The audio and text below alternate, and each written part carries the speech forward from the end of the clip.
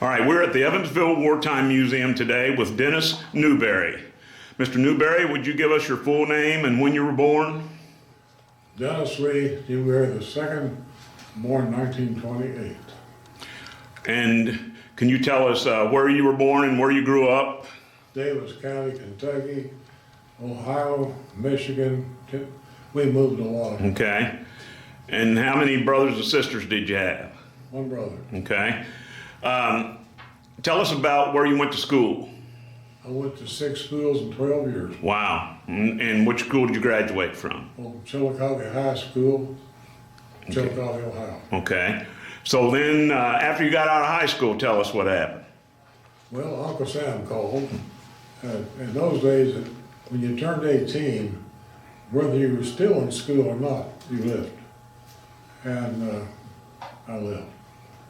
And they, basic military training, which is, you're not old enough to remember, there used to be a song called Goodbye Dear, I'll Be Back in a Year. That was the first peacetime draft, 1940.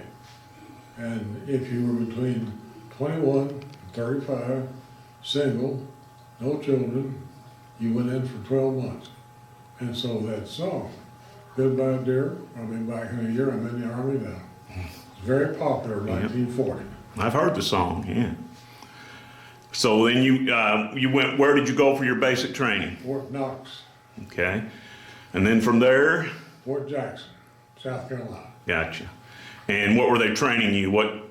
I trained as field artillery gunner on 105, and when I got to South Carolina, the captain of the battery to whom I reported, he said, I don't need more gunners.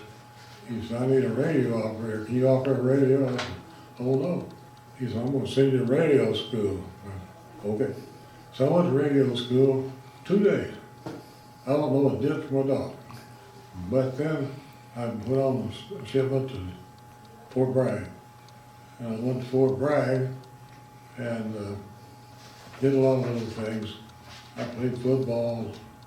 I was on the Fort Jackson All-Star team, if that's important to know. And then What position did you play? I played offensive fullback and defensive tackle. I was hard to move. But then I got orders to report overseas. And I went to Camp Kilmer, got on a troop ship, and all we said. It's an interesting thing. I can't swim. I grew up on farms. And they said, if I can't swim, hold your hand up. So about 65 or 70 of us, he said, get in the truck. So we got in the truck and drove out to a farm, got in the pond at about 60 degrees, sat there for about an hour. He said, all right, that's it. You learn to swim, get on the troop ship. So, that's what I did. So how long did it take you to cross? I think it was 17 days. Okay. And where did you land? In Italy, what's the general, but that's not the right name. It's a port city. And we unloaded and spent the first night in an old Italian naval base. Had been shot all to pieces. Cold, windows were out, doors were out, half the walls were down, and it was raining. But that's where we stood. You were assigned from there to whoever needed replacements. Gotcha. So where did you go from there then? Well, I'll tell you about the third day. Okay. Second day they come out and say, Newberry, yeah, you're on guard duty tonight. I was scared to death. I was 19 years and 2 days old. And they gave me a carbine, a clip, big spotlight, said this is a perimeter, you walk around this building. Well, first trip wasn't bad. Second trip, I'm walking by and I had these big clump of bushes, big old tall brown bushes in it. And I thought, at first I was scared to death. I thought, well, I could empty this clip in there. And then I thought, it could be a kid, could be civilians. So I thought, well, might as well walk up and see what happens.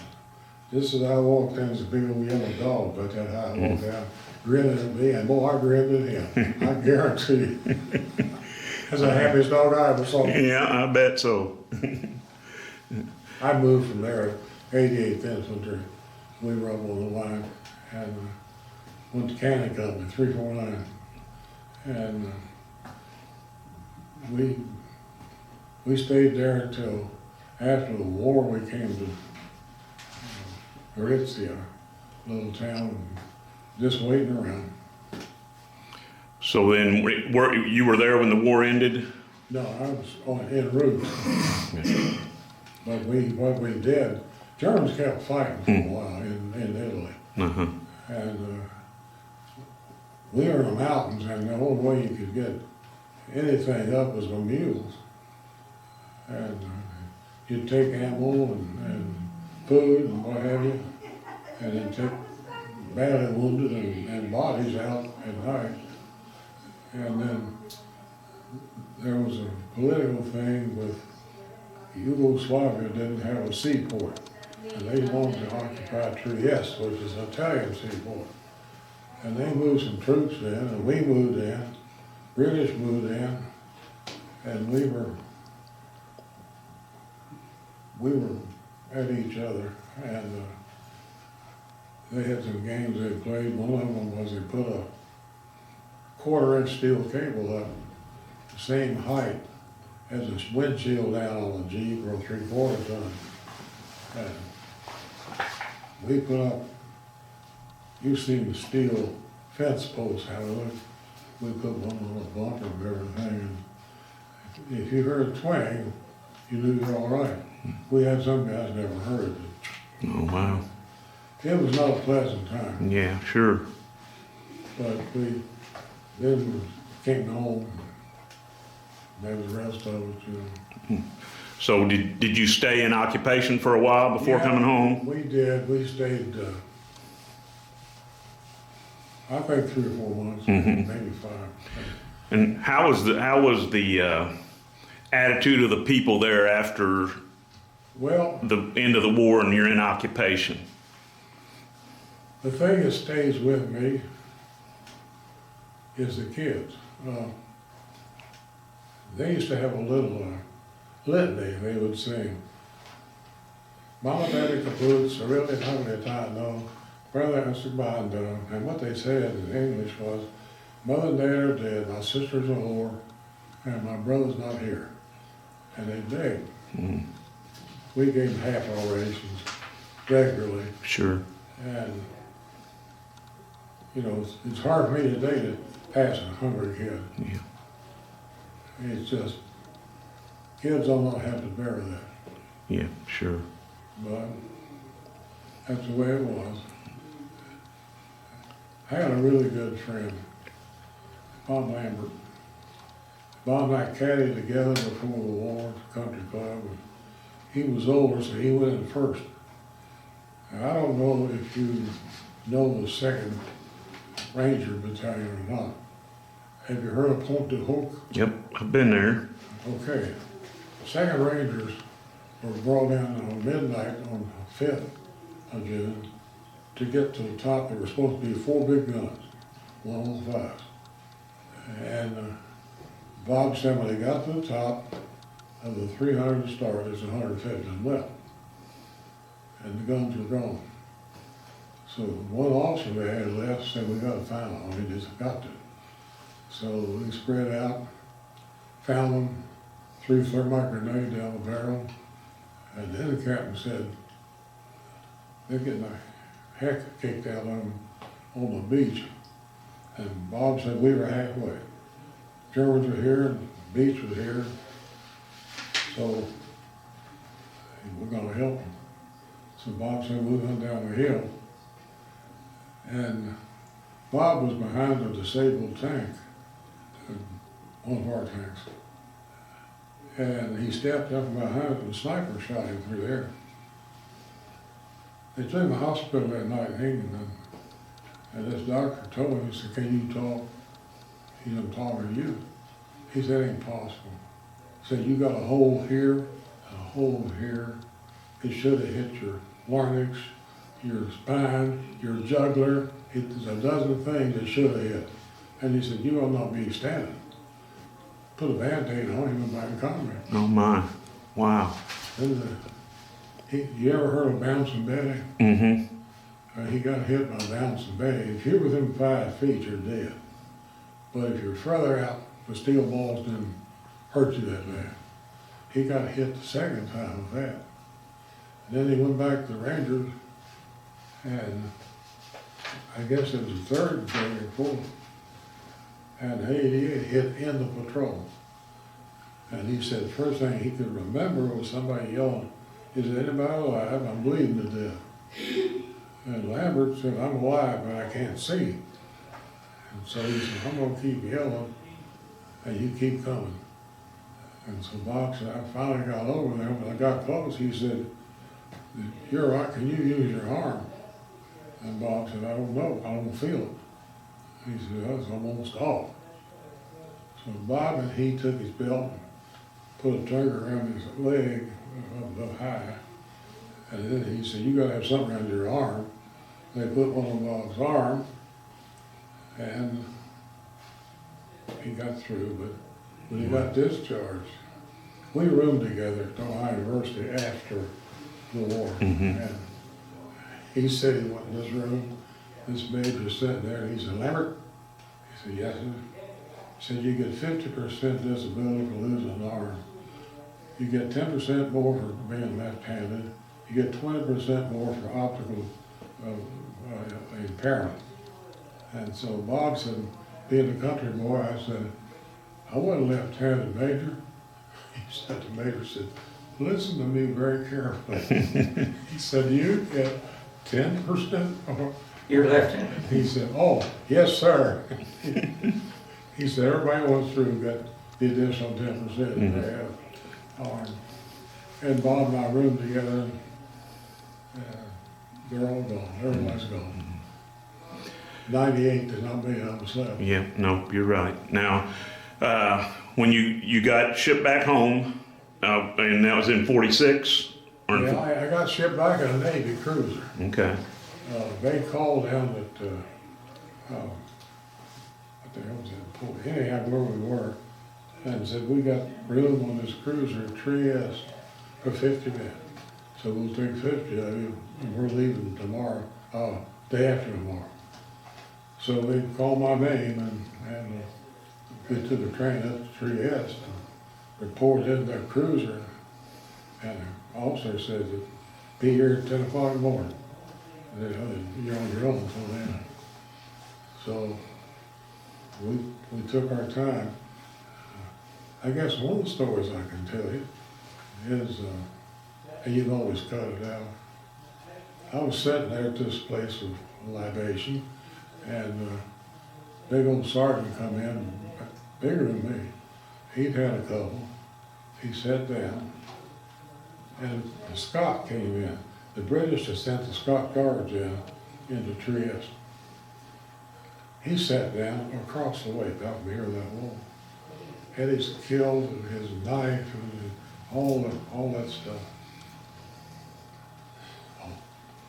The sergeant come in, I said, "Sergeant, you see that killed over there, that's got that dress on?" "Yeah." Well, I said, "I think he wants to dance." And he said, "Well, he don't want to dance." I believe he does. "You just watch your leg." So he kept jigging his leg between the boys, and big as I am. So this sergeant has a couple more. He says, "You think he really wants to?" I said, "I believe he does. I mean, men dance with men, so wouldn't be a problem." If I'm going to ask him, I said, "I do that." He never got out of the chair. That Scotsman hit him from right there, knocked him flat on his back. I like got killed getting out of that place, man. This fighting started everywhere. But I got out. Yeah. We got home, went into Sunset Point, Rhode Island, Navy. Put us on a train, took us down to Kilburn, spent 2 days getting processed. Got discharged. Went back to Ohio. So then you took advantage of the GI Bill? Yes, sir. I had, this sounds braggadocious, so you can cut this out. I had scholarships to play football at several places. I remember I was during the war, of course, no gas, no nothing. I took a train down to Knoxville. And the coach, you go through the game with him, and he said, well, we'll give you a free ride. Now I'm a country boy. I said, what's a free ride? He said, room, book, board, tuition, everything. And he said, free education. And I said, okay. I said, I get back, I'd like to do that. He said, boy, you may not get back. There's war going on, and you're in. I said, yeah, that's right. I remember my daddy, I come back, he said, what did you do down there at that school? I told him about it. He said, what's the free ride? I said, same way I was. Well, I was knowledgeable then. I told him what I'm doing. He said, just for playing football? I said, yes, sir. He said, what? Well, I got banged up. And, so I, at Ohio University, I decided to go there. I made the freshman team, but it hurt me. And I thought, who's going to know I played football 15 years from now? Nobody. But I needed an education. Yeah. So I told the coach, I'm done. And he said, okay. And I finished at Ohio University. So then, what was your degree? Bachelor of Science in Commerce. Okay. So it's an unusual degree. It's law, accounting, you know, Yeah. kind of a business, but they call it Bachelor of Science in Gotcha. Commerce. So then, what'd you do for your career? I was going to South America, and we got 2 weeks off of Christmas, and I went to Kentucky because my mom and dad had moved to Kentucky. And there's a store in Addison's called, at Owensboro called Addison. And they hired summer out in Christmas help, you know. So I went over there, and they said, sure. And I met the prettiest girl I've ever seen, right there. And she was from Owensboro. And so I made a real impression too. I walked over and I said, I give you a ride home? She said, I got a car. I said, okay. Her sister worked there. Her sister told me, you know what she said when you walked off? And I said, no. She said, you're the most arrogant son of a gun she ever met in her life. But she married me. Yeah, there you go. She married me. She had a master's in art. And we were married 59 years. Awesome. Miss her every day. Yeah, I bet so. But my son, he's a retired physician, medical doctor. My first daughter is a chief librarian, and my third daughter's an attorney for a bank. Awesome. So their mama did a good job. Yep, I'd say.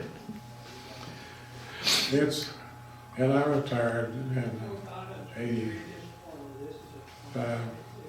I went to work at Texas Gas, 74 cents an hour, pipeline crew.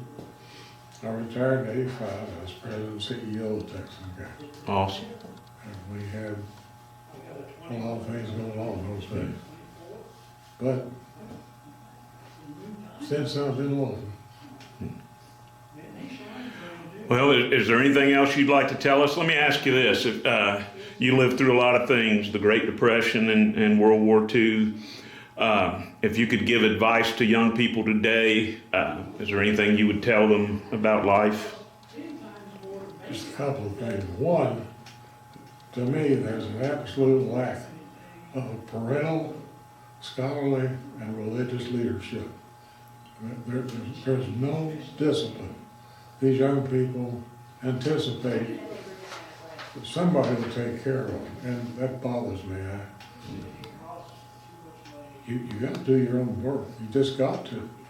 No way around. I was fortunate in not being where I was when I retired. I did some consulting work from Exxon and people like that. I traveled quite a lot. Australia, Europe, every place. And education. Education is the second thing they need to have, and that kind of coincides with the other. But our kids today don't know American history, they don't know world history. It's astounding. I've asked nurses who've been out of the hospital a lot. I would say, do you know who we fought with in World War II? They can never tell you. They always say, well, we fought Germany, or we fought Japan, and that's as far as it goes. And, you know,